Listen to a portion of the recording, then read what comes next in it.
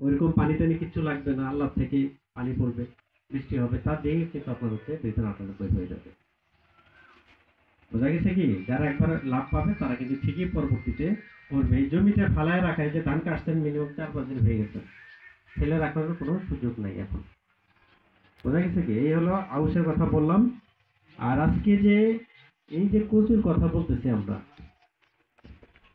বাংলাদেশে আমার একটা সবজি, যে সবজিটার কোনো কিছুই ফেলানো যায় না। যায় কি? কচুর কোনো কিছু ফেলানো যায়? হ্যাঁ? অথচ এইটার এমন একটা মানে, আমরা কিন্তু আগে গ্রামে গঞ্জে দেখতাম যে মানুষ ওই যে রাস্তার ধারে কচুর মুখী হইতো, হয়তো না, মানুষ তুলে তুলে নিয়ে খাইতো। কচুর মুখির মধ্যে ভিটামিন, সবচেয়ে বেশি ভিটামিন হলো কোথায়?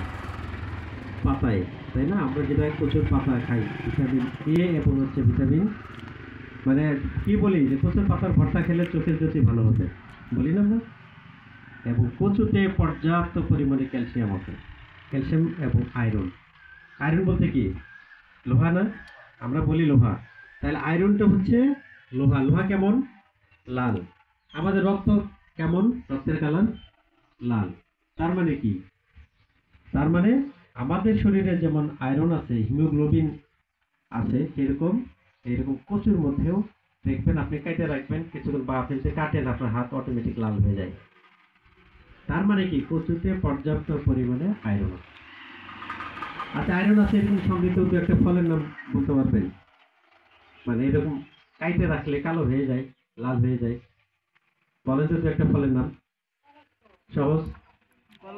কলা, কাঁচা কলা কাইটে রাখলে কালো হয়ে যায়। আরো বলেন।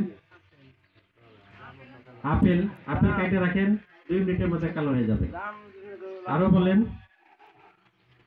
পেয়ারা, পেয়ারা কাইটে ফেলেন কি হবে? কালো হয়ে যাবে।